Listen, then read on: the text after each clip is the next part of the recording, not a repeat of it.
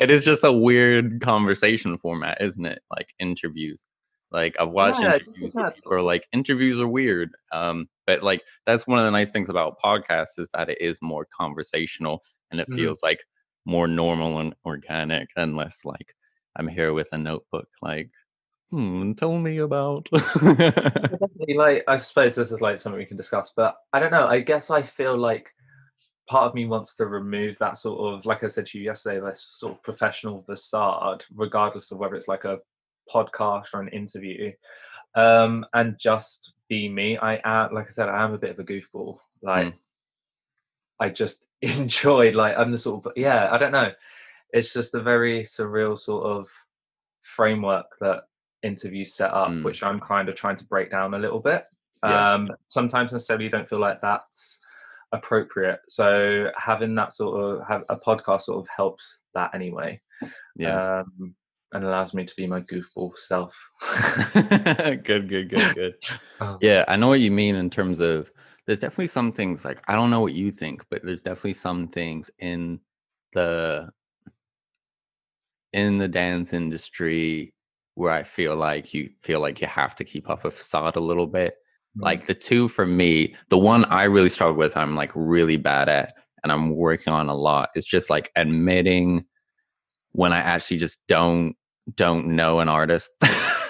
When someone's like, oh, and this like amazing legend, choreographic legend, blah blah blah, and I'm there like, mm-hmm, yep, yep, and in my head I'm like, I need to look them up later because I'm not gonna admit that like I don't know this person. They're like, do you know? I'm like, yeah, I'm pretty sure, and I'm like, Just bluff I your way don't. through the whole thing. Yeah, and just Yeah. like I just wish, yeah, but but the backlash when you don't know an Mhm. artist that people feel like you should know, um, is like huge, and it's also like, well, I wasn't taught that. Like, I am interested in this, but like, yeah, I hate getting slapped on the wrist Mhm. for not knowing something because like I'm trying to learn it, right? Mhm. But that's what I'm trying to work on, just like admit when I just don't have the answers. And I feel like especially in the arts, if you don't have like a really good art or dance history knowledge in that specific lane, because like, yeah, I feel like especially doing like a lot of different styles, I have decent knowledge in some dance styles but not all. Like, Mhm. like I've done ballet, but I know nothing about like very little about ballet history compared with like the history of crumping, for instance, or like the history of different street dances, which is like more where I started. Um, but yeah, I feel like that's something where there's definitely a penalty. That and feeling like you gotta like be doing something all the time. Like when people come up and ask you, they're like, "Hey, so like, how's it been?" And it's like being 2020, and you're like, "Yeah, I haven't done anything for like a year because Yeah. nobody's hiring." So, but we all feel so guilty, like especially when you're freelancers, like to be able to be like, I just wish that people had more freedom. Just be like, I haven't been working on any projects, and actually that's okay. Mhm. No, I know what you mean. Yeah, I'm very similar to that, to be honest. I'm always trying to be working on something. Mm, Um, and I don't know whether that's, I don't know. I guess this sort of relates back to, I had a weird realization, bit of a sidetrack, but conversation, whatever. I had a weird realization that, so this is my master's is my last official training per yeah. se, unless I do a PhD, but that's not happening for a while. Um, and I don't know, I just realized that this is the only year that I've not done anything for the past 10 years, maybe. Mm, Because obviously we look at secondary school from year 9 to 11. After secondary school, I was in college for 3 years. yeah. After college for 3 years, I was in uni for 3 years. After uni for 3 years, I was working full time for a year. And then after working full time for a year, it was my master's for a year and a half. Mm, So towards the end of my master's, I was just kind of like, oh my God, what's next? Like, what am I doing? Ugh, I need something to do. mm, And then that's when it hit me. I was just like, what if I just don't do anything for a year? What if I just gain some form of foundational knowledge and develop my own artistic practice a little bit further and mm, not necessarily have a direction of this is what I'm doing for the year. But coming with that, it does come with the anxiety of like, oh, I need to be doing something. But yeah, it is really interesting, and trying to liberate yourself of that pressure a little bit, which is where I'm currently at, or like the start of that journey. Yeah, I think that's really wise, and probably good to maybe have like goals for that year, but not outcome goals. If that makes sense.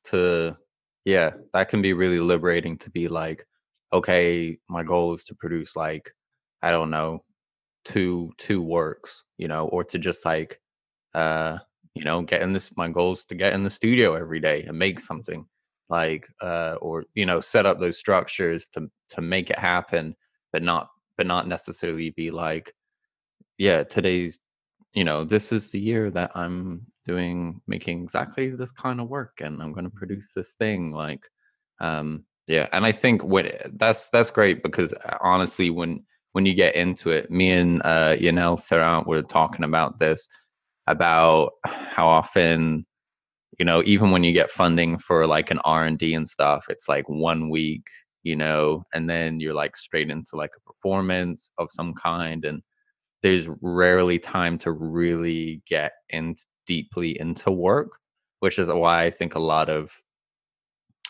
freelance dance artists especially prefer like the term research and ongoing research, because they feel like they need an ongoing long-term kind of creative discovery, because otherwise they go to these R&Ds and they're just not finding enough depth in those creative periods to like feel like they can make work that is somehow pushing something forward, that's a bit more original and a bit more just deep and well thought out. Yeah, because sometimes sometimes it can be great when you have that pressure to make something really quickly, but I think if that becomes like the only mode, then sometimes you can get stuck into just like not really pushing the boat out far enough, if that makes sense. Yeah, just sort of riding the wheel opposed to reinventing it. Yeah, literally just just stuck on the Ferris wheel and not able to get off.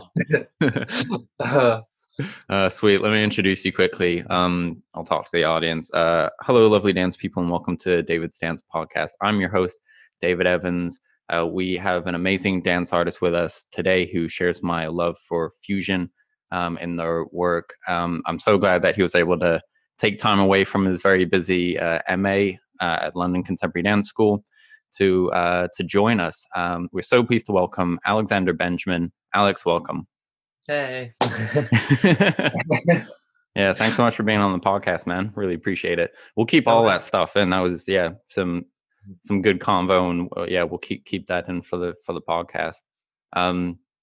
Let's start at the beginning. I'm learning like your story as well, pretty much for the first time. So like I'm really excited to hear about it. But tell us like how you got into dance, like why you got into it, like where it all started.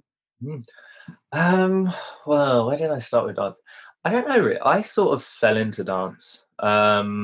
It was never like I was never one of these kids who were like, oh my god, I want to dance. Like, not that there's anything wrong with it, but I've never been one of those people who are like, at the age of 3, I started ballet, trained. I literally just fell into it in year 7 of secondary school. How old are you in year 7? I want to say, like 12? I think 12, right? So 12, 13. That's that's 6th grade for our American listeners. Right. So I think that's 12, I think. And it was our Easter half-term break. Dance was a GCSE back in my school during year 7. And my dance, I hated it, dance GCSE. Wait, is dance not a GCSE anymore? Not anymore. It stopped in year 8, I think. So really? Literally my next year. Terrible, right? Oh. Well, I mean, I grew up in the US and then moved to the UK when I was 16. and we definitely never had anything like that anyway to start with. So I'm not Quite like, positive. I shouldn't be so shocked, because like we would never have, dance as like a class Mhm, at high school, unless you went to like a really specific like performing mhm. arts like high That's school fair. or whatever. And anyway, sorry, go ahead. No, it's fine. But yeah, so and then in the half term of Easter, was just given a flyer by my dance teacher, being like, "Here, go and do this project over the half term." Mm, And the project was through Breaking Convention, which is this amazing hip hop theatre slash hip hop festival mm, in London, and it's toured so many different places yeah, before, and it's run by an amazing man called John Z. Gonzi's So great. if any of the listeners, watchers don't know, please research because he is a genius. Yeah, he's such like Um, he's one of those guys who, yeah, MC and rapper, but he's kind of a real kind of figurehead and like pillar in, I think, especially the hip hop dance theater kind of community and scene in the UK. And he's a really great advocate for it. And I think he helps front a lot of those things and promote them, but he's also a really good like conversation facilitator. Like any context I've been in him with, he's always been very much like, not like championing himself, but he's always really, it's about just bringing people together and facilitating conversation. yeah, He does great work for I think bringing hip hop to theater and to the stage. Yeah, it's real. Yeah, awesome. Sorry, you were John saying C just breaking no, it's convention. fine. John C just knows what he's doing. He knows Mm, everything. And like you said, he just spearheads this sense of community and mm. this sense of individuality. And I basically owe everything to him and the original team at Breaking Convention. But anyway, I keep You getting hear that, John Z? He'll sidetracked. put that at the top of his CV. I owe everything to John Z. In my personal Alexander statement. Benjamin, 5 stars. Uh, but anyway, yeah, so the project was Future Elements. It was their very first project ever that they did. And it was just a task of we'd make a music video within a week. And it surrounded like the four pillars of hip hop. So you could either do graffiti, music Mhm. production, MC, or dance. And I chose dance on a whim. Literally, my decision making was I've seen You Got Served and Flawless and What a Diverse movie, by the and way. Dawn Hampton from Britain's Got Talent. So, I think You Got Served was like an important one for like 90s kids who were like growing up in the naughties and were just like, oh my gosh, that's what it just battle literally, looks like. there's moves I'm still trying to learn from that. It's like there's so many grooves in it that I can't do it. Like I've been dancing for 12 years now. I can't do this. That's Um, great. but then yeah, so I just did that project and everything just sort of snowballed from there really. Mm, And then didn't really do much dance, it was just freestyling at home. And then after that did another project with Breaking Convention in the summer. It was looking at more like foundational breaking. And then from there it just went project, youth company, classes. And then this is like maybe 3-4 years in or so, is when YouTube dance videos started to blow up. mm. And people like Brian Puspos and Ian Eastwood and Keone and Mary sort of Okay, yeah. not popping up, just become more worldwide known. Yeah. And then I got into sort of I say this term loosely because I don't really think it's a great word, but like the choreography sort of realm. Hmm.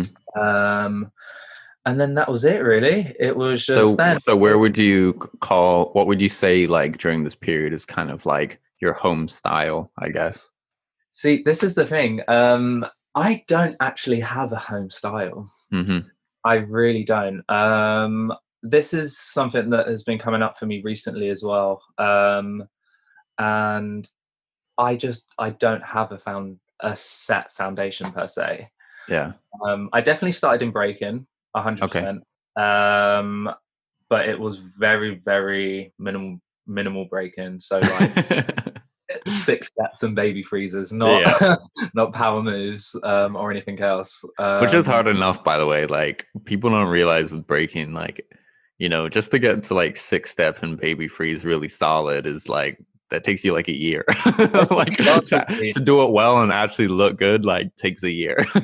Literally at the end of every dance routine, hit a baby freeze. That was like my go-to. It was my go-to, everyone else's go-to. Yeah, it was just the thing to do back in the day. Mm. I mean, it still is. I still whack a baby freeze out at the beginning of rehearsals every occasionally. Yeah, man, gotta keep it going. But yeah, in terms of foundation, I don't actually have one, which is something that I'm sort of going back to now. Mm-hmm. I think over the years, I've been very much like an amalgamation of choreography. Right. And when I got more into the contemporary scene, it was definitely, I was training in foundations, but I wasn't necessarily, not foundations, technique. Mm-hmm. But I wasn't actually taking those techniques in. I wasn't understanding the principles and everything else that goes with it. It was just movement for me. And now So I'm where really, did like the interest in contemporary come in? Because you came from quite like, I mean, think breaking convention, quite like like a street dance or a break dance, urban choreography kind of side, Mhm. and then you're shifting more into contemporary, and now you're at London Contemporary Dance School. So where did that interest in that like shift towards like contemporary come? Again, actually, I fell into it. I feel like this is just a common thing with my dance journey. You just seem to Um, be like falling into the right places. it's all my release training. Yeah, Um, yeah. Safe. um, how did I get into contemporary? So this was okay. Another little bit of backstory here to make this all make sense. Mm. In year 9, which would be, I don't know, grade 2 years after year 7. So yeah, That's grade 8.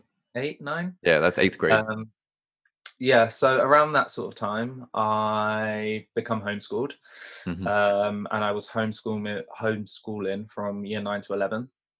And as part of that, I had to be like integrated into, like, we'd have meetings from someone from the education Hmm. office, and I would have to obviously be spending time with kids my own age, for example. Yeah.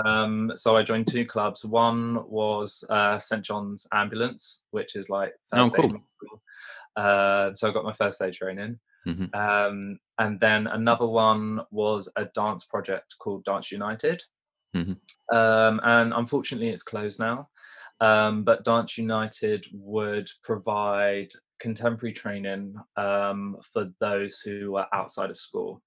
It was kind of aimed at kids who were in, I say this word loosely, but like in trouble in the sense that they were getting them, they shouldn't be in, involved with the wrong crowd, shall we say.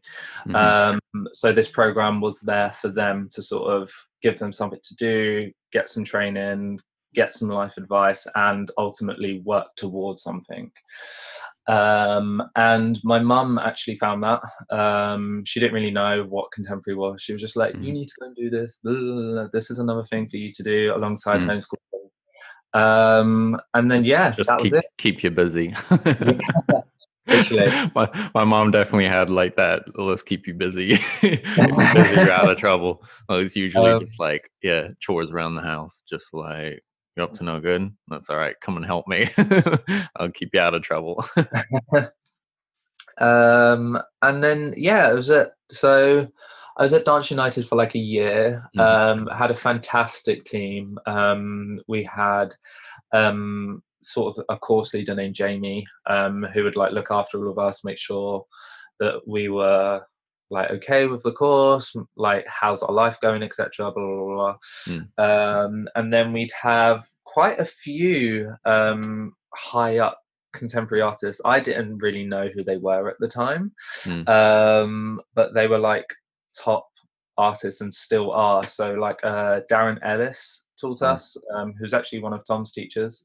Um, who else do we have? We had Ben Duke come in and do like workshops with us.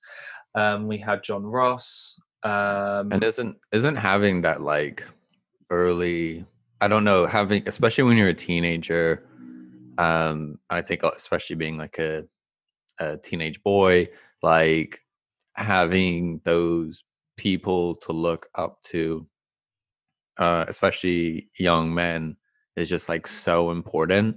Mhm. Like in dance, it's great, but just across like all domains. And I think even you talking about Jamie, and like also just like checking on the personal side, and it's something I'm trying to be aware of now that I'm in my kind of in my late 20s, just like how I'm being perceived by guys who are like 18, who are like Mhm. that age, because when I was their age, I was like, oh, those guys know what's going on.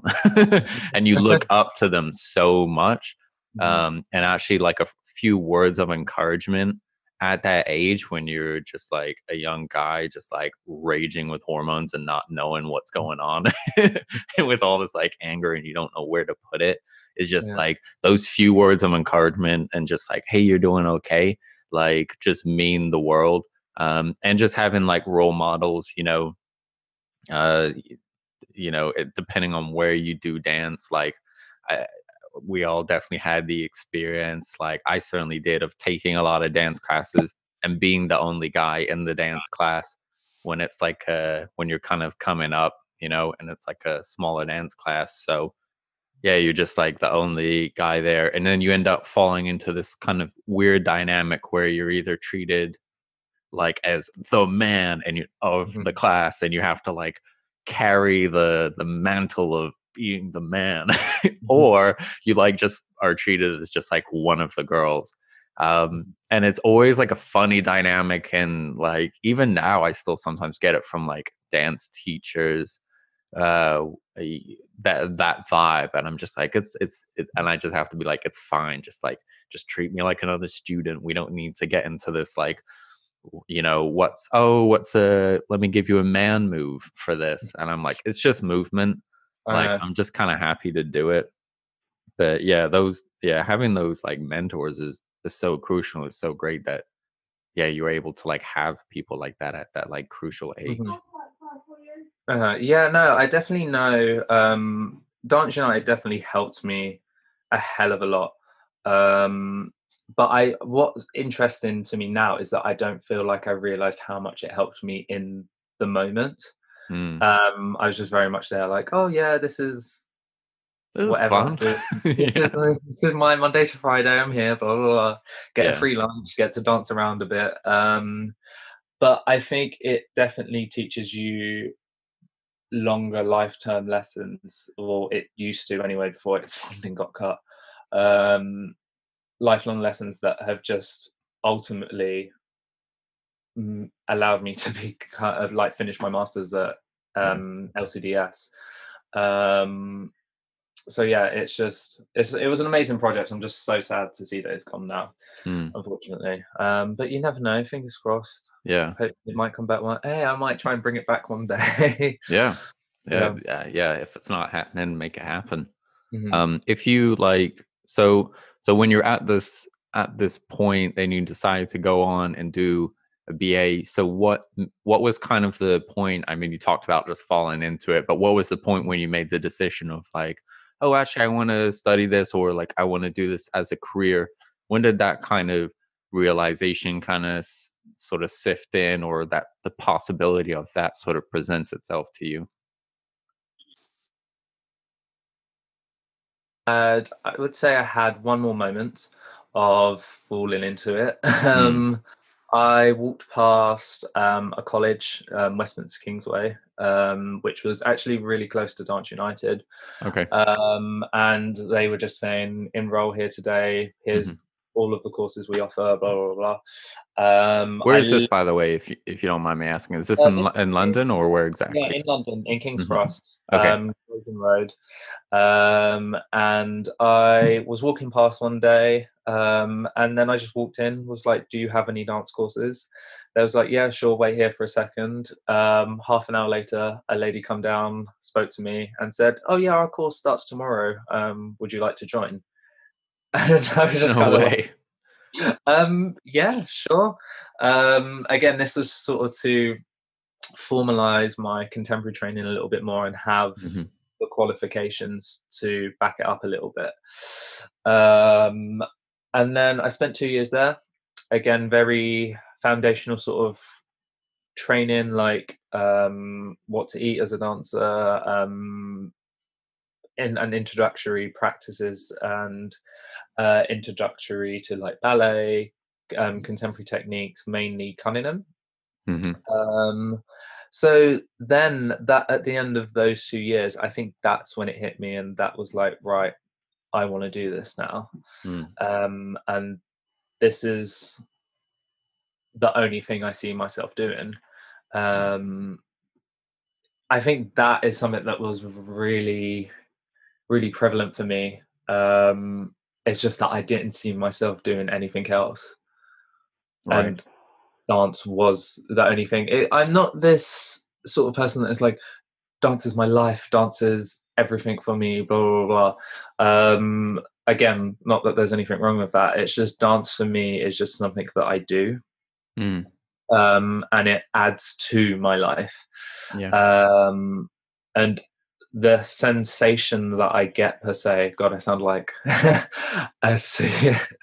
But the sensation that I get from it, it's just something that I need to continue doing. And Yeah. when I was sort of realizing this, that's when I realized, like, right, this is what I'm going to be doing with my life. Mm. I Um, think that's, for me, that's a really good sign that, like, I don't know, people ask me like, oh, should I be a dancer? Should I not? Like if you like these kind of questions. And the thing is, and I've heard other artists and other domains talk about this, like comedians as well. But like, if you do it compulsively and you feel like you have to do it to, like, it's part of just being alive, then keep on doing mhm, it. I've heard comedians talk about it where they're like, when people come up to them and they're like, "Oh, should I give comedy a try?" And they're like, the people who should be doing comedy are the people who you can't get off the stage, mhm, like, who, even if they know it's not going to work out, they're like, "I have to do this. Like, this, I enjoy this so much. I just want to, get up there all the time." And you kind of need that drive where, yeah, where it's just a part, where it's just like breathing to you. mhm, Not to say that it always comes naturally, or you don't go through periods. I definitely go through periods where, like, dancing, especially doing dance training, is more difficult, especially when you're alone more, or don't have like a dance community or dance classes to kind of lean on. That definitely affects your motivation. But I think that thing for me of, like, needing to move, and when I do move, like, feeling so much better about life, and feeling so much happier, doesn't really go away, which isn't to say that maybe one day it won't, which is fine, but for now, I think dance is definitely a kind of essential part of who I am, and I think that's a really great litmus test of, do I just enjoy this, or do I actually need this? mhm, And if I need it, then I should probably make it, in some way, a part of my everyday life, whether that's through just regular practice, or it's through making it into a career. mhm. Um, yeah. So, yeah, I mean, you're saying all that, but I'm just like, yeah, no, that makes like 100% sense to me. That just, yeah, that definitely resonates. Yeah. I know, like for me as well, it's kind of like on the flip side as well. It's kind of annoying a little bit as well, like in a funny, like ironic sense. It's like Hmm. why do I want to do this so much? It's so hard. Yeah. It's so difficult all the time. And it's not the most like stable and like easy progression route, shall we say. Hmm. And I just question myself, like, why this, Alex? You could have literally done anything else, banking, whatever, like, why this? And it does leave me sometimes like, why? Just why? But at the same time, it's nice that even though it is a struggle sometimes and it is Mm, difficult and it is probably one of the hardest jobs in terms of like, or one of the hardest careers, it's so worth it at the end of the yeah. day. Just to get, it's just that, I don't know, for me it's that feeling where everything lines up and you're present, and whether it's you're on stage or whether you're in class during an improv, or whether you're playing Mario Kart in like the middle of the studio, it's just stuff you don't get from anything other than dance. Yeah. And that for me is what sort of kept me going and pushed me, even like during the whole meltdowns of I'm not dancing anymore, I hate it. Dance, like mainly the dance industry, but dance can be like a better girlfriend sometimes. You're just like you're just like, you treat me so mean. I love you. Oh, the meltdown sometimes are. 'Cause yeah, it's like a tough relationship that's just like really hard sometimes, but like very, very rewarding. Mhm. Um, It's so worth uh, it. yeah. It's- um, You're like, I just keep coming back. but where was I? Dance. Still feel like we're on my dance journey. It's been going whoosh. There's just so many like ifs, ands, and buts with it. Mm, Um, but then, so at the end of my college degree, this was when we were sort of looking at universities, etc. And I was very much a commercial boy, shall we say. yeah. Very much into just dancing for music videos, or just dancing on stage behind an artist, for example. So my dream and my dead set goal was to go to Erdang. Hmm. So I went through the audition process. I also auditioned for a few unis, just to sort of get more audition experience. And I actually got accepted to Erdang. Oh wow, Um, cool.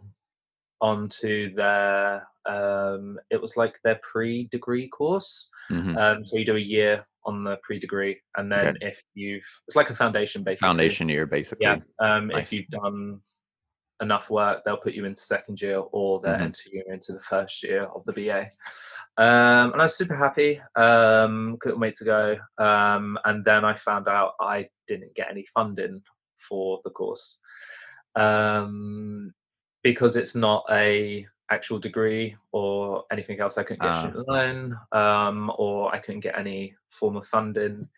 So I'd have to fund that myself, which just wasn't Damn. feasible in the slightest. Yeah. And Actually, I did have a how plan. did the fees compare with like student fees? So they were quite similar, actually. I think it was like 8,000 or something for the course. Yeah. Um, And if you're just having to take out a like a regular loan for that, that's gonna be mhm, like really tough. Like even for Laban, when I did my year at Laban, like because that was, I think because of how it was, like the timing, I couldn't get a student loan. mhm, So I funded it using like a career development loan through yeah, HSBC, which, you know, the interest isn't as good, but the interest is still better than a normal loan. Um, but you know, which was fine to do, to fund 1 year, was doable. And I'm like, yeah, paying it off like little by little, and I'm gonna have paid it off this year, which I'm looking forward to. I Um, can imagine. but but yeah, like I can't imagine trying to pay off like a whole degree pretty much with a loan like that. Would be Mhm. pretty unmanageable. I mean, I was 18 at the time, Yeah. or 17 actually, and I had a plan and everything to do it. I sort of had the sense that oh, like I can work here for like 2 years. If I'm working alongside my degree, then all the year I'll be able Yeah. to get it done in time. So I come up with a plan and everything, and then unfortunately the course fees had to be paid off within the year. Dude. Um, so it was just kind of like, okay, so I have to get a loan, which I can't afford. Mm. So then I went through my whole phase of I'm not dancing anymore. I hate dance. Meltdown every other day. Like, what do I do with my life? Yep. At 17, right? Dramatic. um, and then I found out about clearing through UCAS. Yep. And then I just applied, found some dance courses, and then went to Middlesex University. Mhm. And ultimately, that was my degree All there. right. That was Oh, my okay. undergraduate. I did a unfortunately, it didn't like, this is really frustrating. It didn't come to anything because of kind of COVID and stuff like that, but I Mhm. did a project this last year with a theater artist doing her MA at Mhm. Middlesex. Okay. And we created, we spent like, man, it's crazy now, like thinking about it, but like 6 months working on a piece called Accidents in the Kitchen, which was all like this dance about like food and all the kind of the weird cultures and rituals that we have around food. Mhm. And it was a great little piece, and we were like pretty much at the point of like just ready to put it, like a solid 20 minutes to put it on stage, to like share with people, to get feedback and to like record. And then like COVID hit, and then she had to leave the country, and it was just like, oh, like 6 months of work gone. So hopefully, like, Oh, yeah, one day we'll be able to come back to it. But yeah, really nice. Middlesex, like from what I've seen, like seen of it, is a, yeah, it's a good little place. Like we found it great for rehearsals and stuff. Mhm. Yeah, Middlesex was. I have a very weird relationship with Middlesex. Mm-hmm. So originally, again, change of plans. So I was planning to go just there for a year, um, work out, get my technique training up a little bit, and then re-audition for Erdang and hopefully get on the BA program. Right. Um, but that didn't happen. At the end of my first year, I just got really comfortable. Um, I was just like with all my friends. I established really good connections. Yeah. I was like, do you know what? Let me just stay here, stick with it, Mm. finish the course. Um, but yeah, in regards to my relationship with Middlesex, it's very up and down. Um, it definitely changed me as a dancer, Mm-hmm. but I wouldn't say that was down to the course. The course itself is quite good. It's just it's not as intense, shall we say, in comparison to places like Laban, like the place like Rhombe, like Northern. Yeah. It's just kind of like one technique class a day and then one like theory class a day. And Mm-hmm. obviously that does change every now and again. Like we'll have more intense periods or whatever. But it's not Monday to Friday, 9 till 6 every day. Yeah. So I don't know. I feel like at conservatoires you have this like sort of athletic mindset drilled into you where you're in class every day, you have this dancer mindset, and it's sort of installed to you from first year. Mm. Whereas at Middlesex, I found that obviously this was partly down to me as well, but you could go on a night out on Monday night and then get up at 9 o'clock, still make it in for your half 10 class, and have one class and then go home for the rest of the day and relax. Good Lord. Um, and uh, you do just get caught up in that university lifestyle as such. yeah. Um, and I wouldn't trade it for the world. No way. Like I have so many memories with friends and stuff like that. And so many stories that have ultimately built me into the person that I am today. Mm-hmm. But in regards to like dance training, I wish I would have or had more of a dancer mindset. So for Yeah. example, if I went to university in my first year now, I know that my course experience would have been completely different. Hmm. And I feel like the So you're kind core, of just looking forward. You just want it to be challenged a little bit more, I guess. yeah, Of definitely. yeah. And I feel like I could have done that myself. Hmm. But when I'm 18, that's not necessarily on my mind. If you Yeah. say to me, you've got to be in one class a day, I'm going to be in one class a day, and then I'm going to go out, get trashed with my friends. Yeah. Um, and as well, like I said, that university lifestyle, it does just sort of, all of a sudden you're out every night, you're in every freshers bar, you're in every student union bar, Yeah.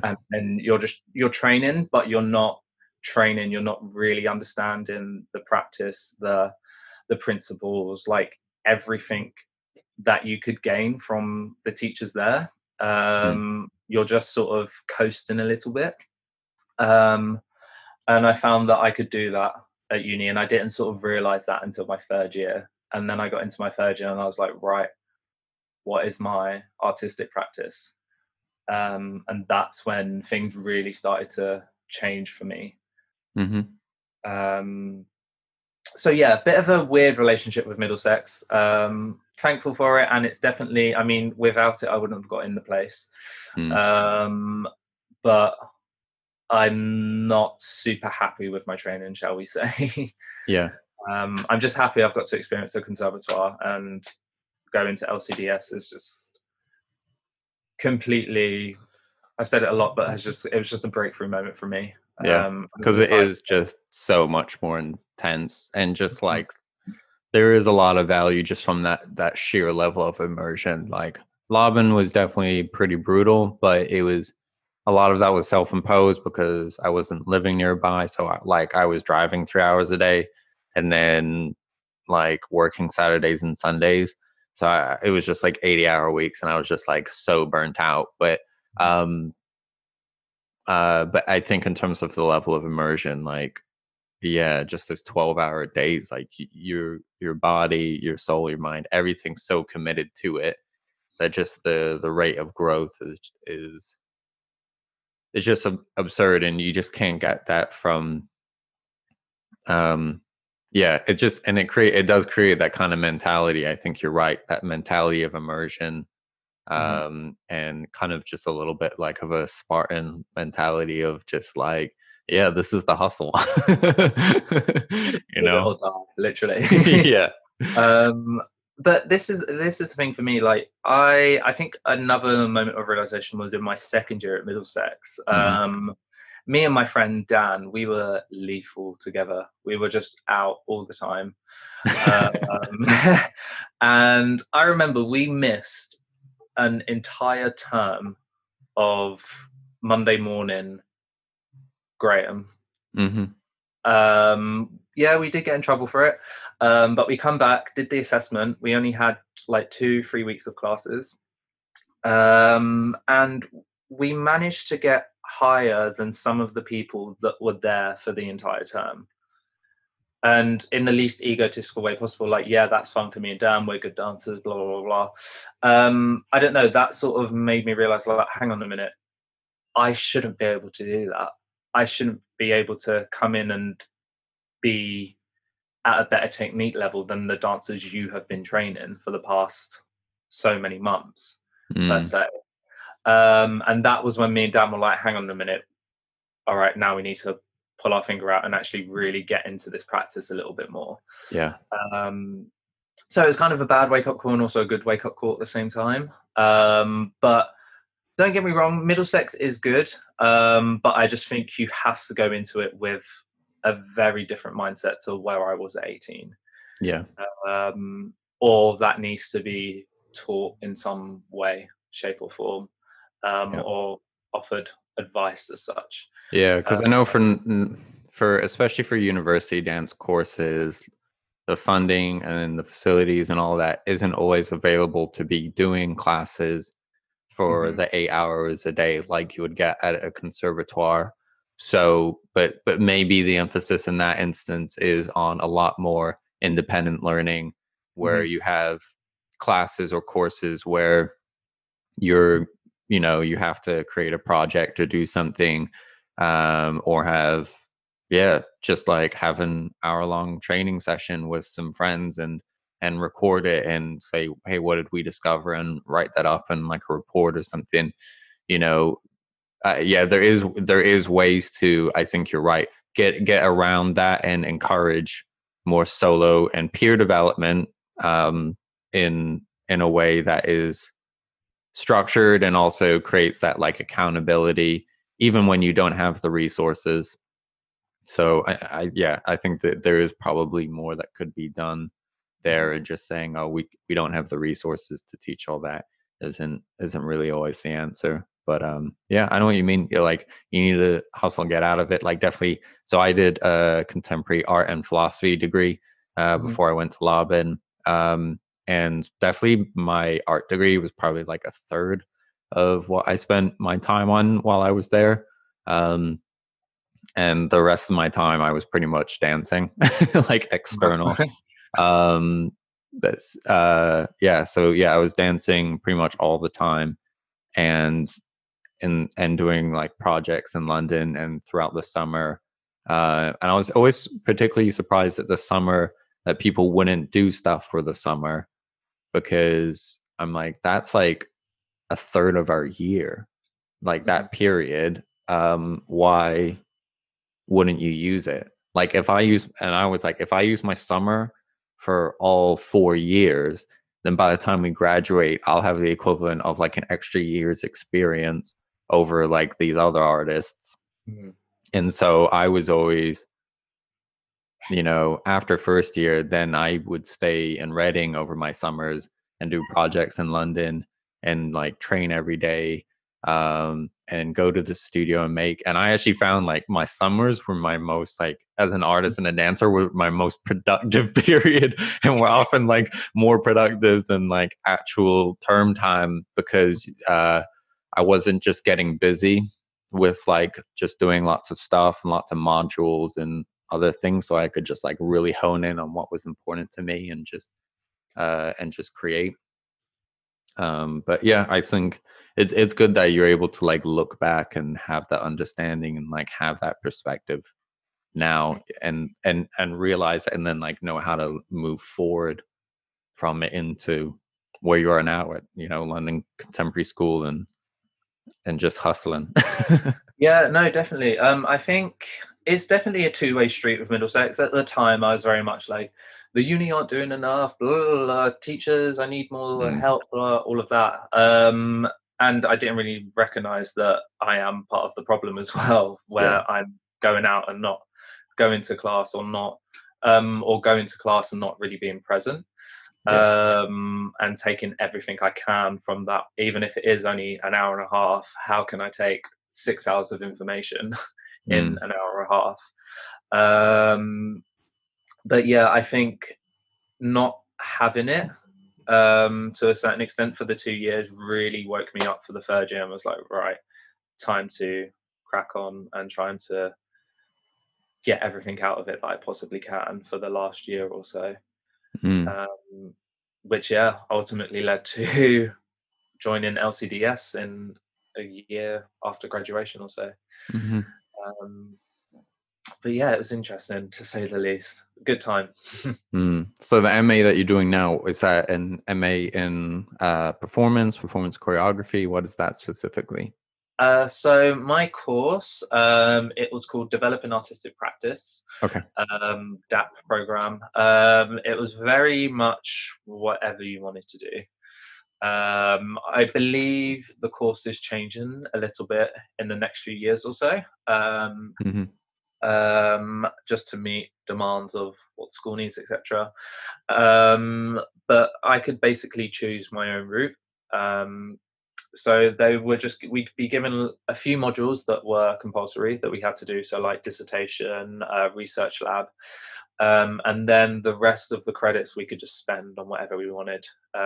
So it was very much like, do you want to do technique assessments, performance assessments, choreography modules, and then there was a few other projects that were just creative intensive, basically.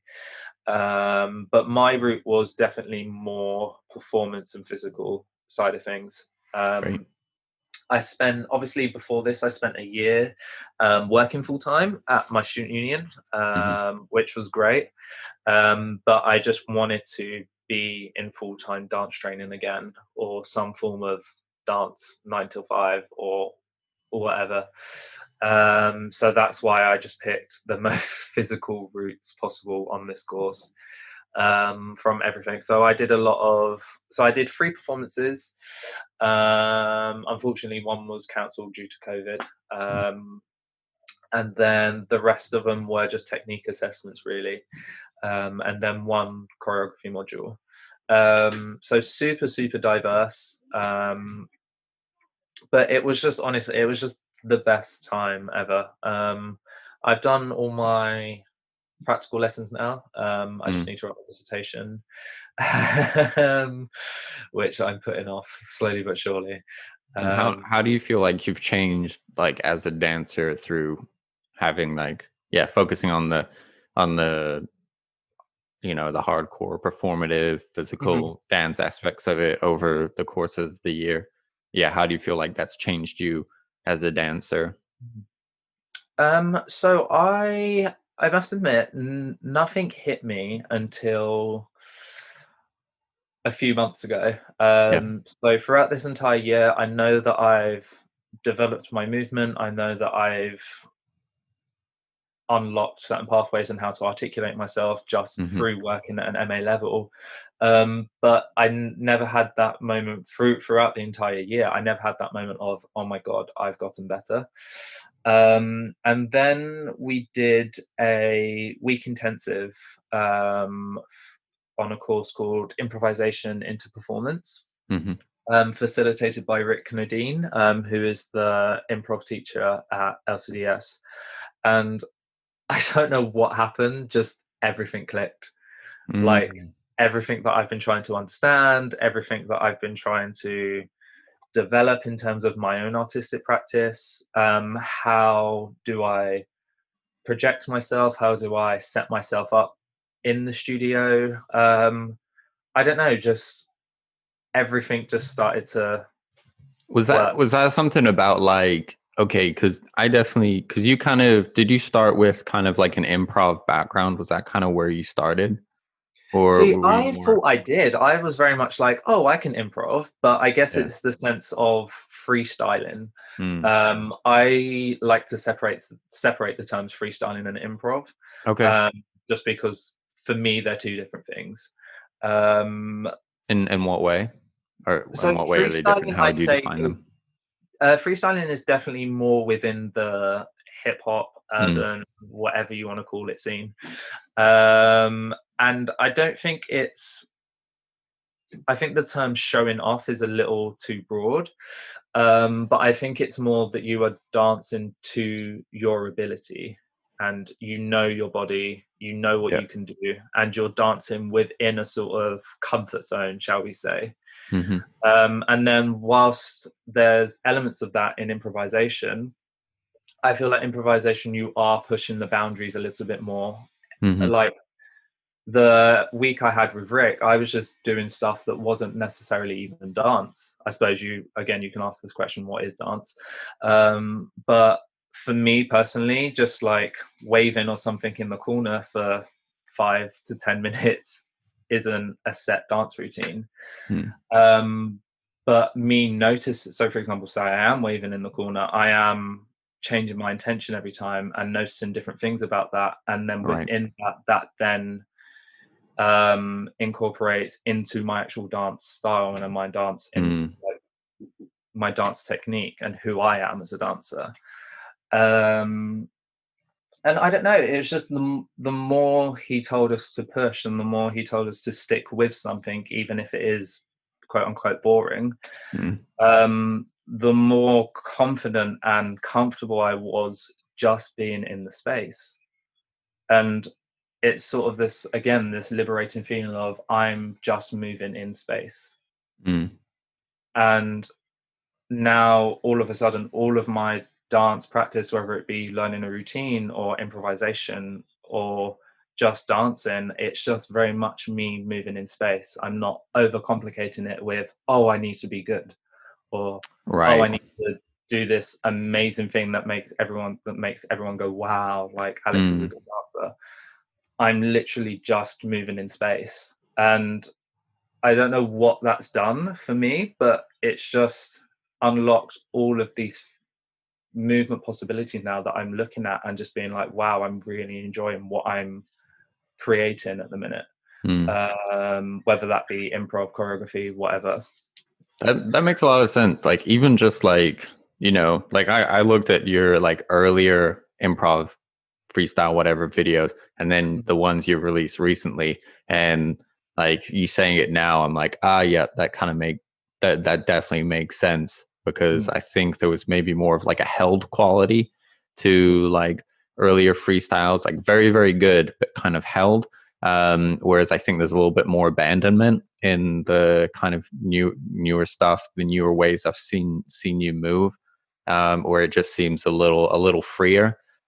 Um, and it also touches on this thing of like definitely freestyling is home for me, and I find that's where I end up integrating a lot of technique into the core of myself as a dancer, and where things get kind of folded into the dough, so to speak, is often through freestyling, through improv, because that's where I find you're able to incorporate things into the movement you already have, but in a way that doesn't feel structured, in a way that feels that there's opportunity for experimentation, opportunity for something new, opportunity for discovery.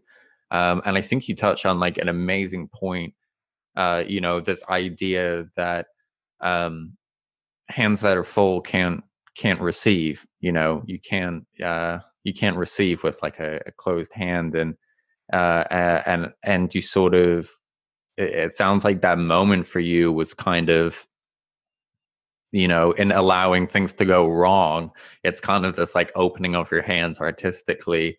And then it's sort of, that's when all those techniques and that you had been getting into over the year kind of like finally settle in, or because you let them in.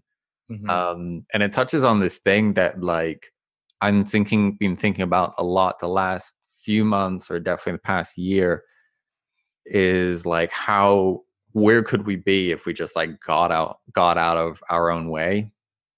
And I think definitely for myself, like I'm definitely like a self-doubter, and and I'm often just having to say to myself, like, David, just get out of your own way. Like like you're very talented and you could do great things if you just like almost like step to the side, like push your own kind of little BS to one side and stop putting barriers up for yourself, and just created a little bit more of that super highway to just allow the natural things that are already inside you to just like come out.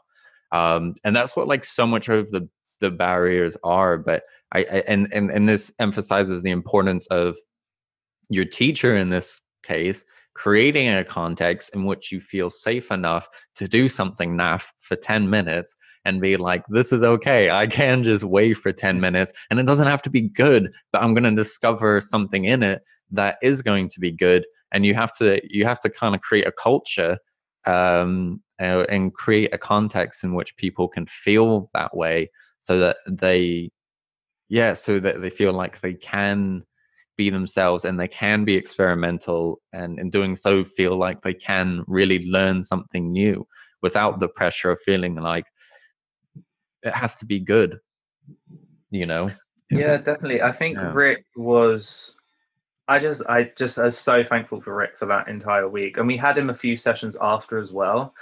But I think where, just sort of touching on what you said, where that sort of him creating this safe space was because he always got involved with us. So there was never this hierarchy sort of system where I'm going to sit here, watch you all improv, judge you, and then encourage you to do more. Yeah. he would always just, if we were too shy or something to go in, he would just be straight in there doing whatever it was to sort of change up the space, or to sort of go so far away from one idea just to show the difference between two things and how they can coexist in the same space and not battle against each other. And I think, like you said, just setting up that framework has just changed. I was just very shocked at how it changed my personal movement. Because going into it, I was just like, yeah, it's fine. It's just a nice improv week. Be able to get it over and done with. It's an easy grade, done. So yeah, it was definitely a point for me where I was like, wow, everything's just suddenly clicking, and I'm confident in my ability. Which has been, anyone who knows me knows that, like, I'm happy in my comfort zone, but confidence in my ability has always been a very difficult thing for me. So to say that after 12, 13 years is nice for a change. So hopefully it will continue on this wave. Yeah, no, absolutely. And I think a lot of that artistic journey is just, it's just so much just confidence, and just, but not just confidence, it's just, it's more maybe just learning to accept just when we aren't confident, and just being that's okay, actually. And I think kind of through that acceptance, it allows you to actually move forward in a way that feels sort of productive, and where you can feel actually really grounded in where you are.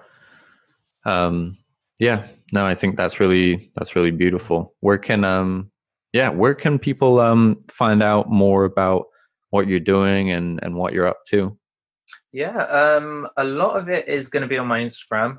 I'm just trying to sort of build that platform at the minute, whilst I'm sort of transitioning from being a student to a professional artist, shall we say. So yeah, that is, do I say my Instagram name? Yeah, it's Alexander_Benjamin. So that's where all of my stuff will be for the time being, and then hopefully we'll be developing that into YouTube channel / website, just something a bit more professional, Awesome, where I can have like an archive of my work as such. Yeah. Just a thought, actually, if you wouldn't mind, I just wanted to sort of go back to something you said about confidence. It's, for me at the minute, what I find interesting is just sort of noticing how we frame confidence. Because, for example, like for me, I always know that, oh, to be confident, I need to be the loudest person in the room, or the most outgoing person in the room. And I've just started to notice about myself that I'm not that person. Like, obviously, if you put a bottle of wine in me, then I'm a completely different person. But I really like this idea of like a quiet confidence, that you don't have to be the loudest or the person who's at the front of the room, and you can still be as confident as that person. It's just a different type. And that in itself is something for me at the minute. So it would be nice to sort of just share, just in case it helps anyone else who may be listening. And how do you think we get there, towards like a place of quiet self-confidence or self-assuredness? To be honest, it's a lot of trial and error. I think it's really, well, first of all, it's just accepting. I know it's so cliche to say, accept yourself. But it really is that, and just noticing what sort of people you align with. I think that's a good indication as well, because the people who you align with tend to reflect your qualities as well a little bit, I believe. And then not necessarily copying them, but being like, okay, I align with this person. What is it in this person that I agree with, and how does that reflect in me? Sorry, I completely lost my train of thought. It just went whoosh. lining up with others. seeing them. No. It's on a bird literally just flew past. That's fine. But yeah, I would definitely say it's definitely this just acceptance of yourself and who you are, not necessarily trying to be someone else. If you Yeah. are trying to be the loudest person in the room and it goes against your qualities or what you feel like is you, don't do it. Find something else. You can stand at the back of the room and still be confident. Yeah. Because I mean, I don't know. I guess I sort of was getting this from dance classes. Because I'm a tall person, I'm like 6 foot. So being at the front for me is very rare. And even when I am at the front, I'm like, oh, I feel like I shouldn't be standing in front of the 13-year-old behind me. So I'm going to go to the back. And yeah, I don't know, a common thing in classes, like a common phrase in classes, right, guys, make sure you're standing at the front, get to the front, make sure you're seen, blah, blah, blah. Well, in some classes anyway. And yeah, and sometimes I don't want to be that person. Sometimes I do just want to have a nice class at the back. And that doesn't mean I'm any less confident than the person at the front. It's okay. You can come in. You sure? Yeah, that's fine. So, have you finished? Or? No, we haven't finished. Okay. That's okay. You're just making a guest appearance. No. It's my wife, Jess, just coming in. Hey. Well, yeah, let me put everything down and I'll be quiet. That's all right. Alex says hey. Yeah, no, yeah, that definitely resonates. I think part of it as well is just focusing on the dance. I find this especially in auditions, focusing on coming back to the dance and going, like, I'm not just here to be the best in the room. I'm here to dance myself. And I find just honing in and focusing on the dance and giving the dance my all and just, giving it my heart and soul, and just going, that's enough. Actually, just dance it, David. Just be present, dance with abandonment, and don't worry about, how am I doing in the room?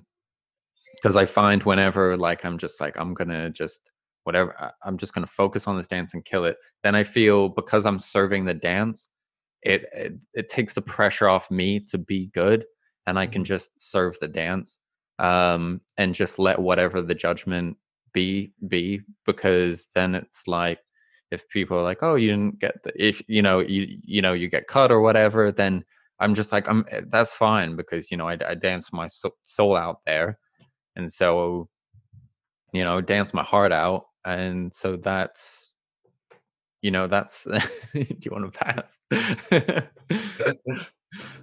So that's the that's kind of all you can do. And also, most often the case in auditions is everyone's amazing in the room, and I'm almost always surprised by who they take, even when that's me, because because often choreographers are looking for something really specific, and more often than not, it's not because you aren't good. It's just because they're looking for a very particular kind of dancer, and you can just go, hey, I danced my heart out today, and they're just looking for something different, and that's okay.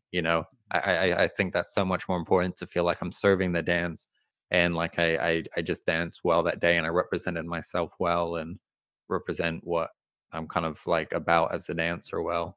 Yeah. This has been good. Yeah. If you want to find out more about Alex, we'll drop his Instagram in the description below. Definitely check him out. We're super excited. Think you got a bright future ahead of you, dude. And I'm really excited to see where this journey continues to take you, and what's next, and yeah, how this continues to develop. So yeah, thanks for joining us today. No, thank you so much for having me. It's been super surreal, but also super fun at the same time, just having a conversation about dance on such an open forum. But yeah, no, thank you so much, and I'll come back. I'll chat again. Yeah, that'll be good. Yeah, definitely. Yeah, I'm looking forward to yeah, in the future, just having like recurring guests, having people come back and just like checking in again, and yeah, touching on those like points in the artist journey, I think is going to be really good. God, we could do it like the Billie Eilish Vanity Fair interview. same interview, like 4 years in a row. I'll come back with green hair next year. Yeah, and the long nails. I look forward to it. All right, David. Yeah, thank you, dance people, and we will see you next week.